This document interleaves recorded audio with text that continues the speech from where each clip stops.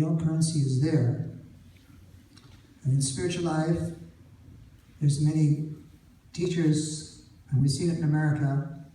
So many people have come from India, opened up an ashram, collected many students, become famous, speaking in radio or wherever, and then half a dozen of the female followers expose him, or maybe the male followers expose him for what he is.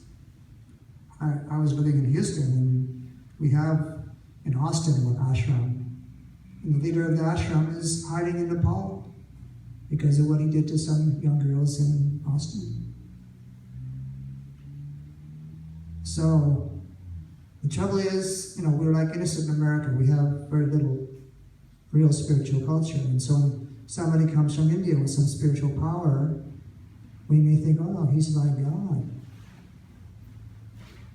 And you may worship him. It's like I was in New Zealand.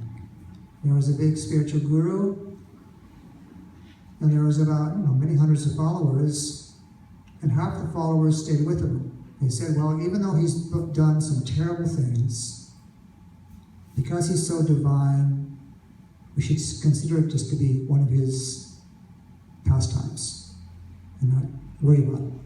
The other half said, no, this is completely unethical, immoral. How can you follow somebody who does this? So they left. This is Kali Yuga. Kali Yuga means the age of hypocrisy. So people may be able to speak very nice, and they may be able to do many amazing things. Like in India, last month on the 26th, there was one yogi, and he was just like Sai Baba. He could vomit a beautiful gold egg. But these are cheap, many people have in India some power. They may be able to tell you your future. So what do? We have what we say 3 authorities or 3 checks and balances. The guru, the sadhu or the holy person, and the scripture, the Veda. So each one should agree with the other. If somebody says something, then you can check it in the scripture. If some other holy person says something, you can check with your guru. Is what he's saying correct? So this way there's a check and balances. And if somebody's, not behaving properly, then whatever he's saying, even if he's saying something very exalted, if his character's no good, you should not listen to him. A person should be perfect in knowledge and character. Right? Like there was one guru, his disciple was married, had a son, and he went to the guru and said, "My dear Maharaj, I want you to tell my son to stop eating sweets. He's addicted to chunk. Can you say something, please? He's here with me." So the guru said, "All right, but I want you to come back in 2 weeks." And I said, 2 weeks? Why don't you say something now? No, just come back. So he finally came back after 2 weeks, and the guru looked at the man's son and said, "Oh, sweets are very bad for you. They're going to rot your teeth. You should stop eating those sweets. Your father is correct." So then after that, the father went up to the guru and said, "Thank you, but tell me, why is it you told me to come back in 2 weeks?" So the guru said, "Well, the reason I told you to come back in 2 weeks is because I was eating sweets. So I couldn't really tell him to stop eating sweets if I'm eating sweets."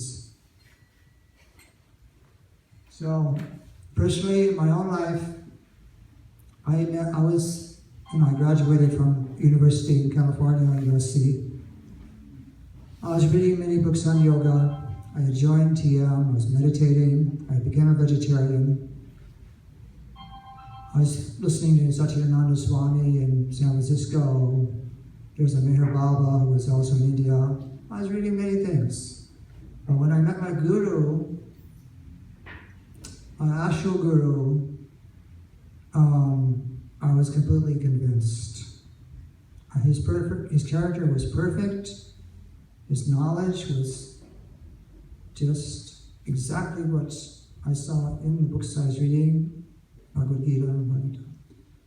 So I surrendered.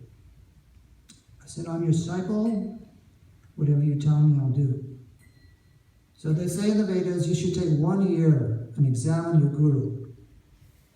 And the guru should take 1 year and examine a disciple. If the guru thinks his disciple is okay, or the disciple thinks, yes, this guru is okay, then you take initiation, which is called Diksha. From that point, you have no more doubts. Like my guru said, the people in America, they never went to the moon. It's a bogus idea. So some people, they got, what do you mean we didn't go to the moon? It's on TV, there's cameras, we have the recordings.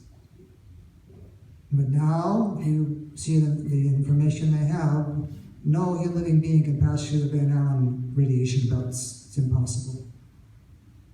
So all the flights that they record can only go up to the Van Allen, not even too close to the Van Allen radiation belts, because it will kill any living being. So there's certain proofs that actually America did not go to the moon. But whatever my guru said, I accepted.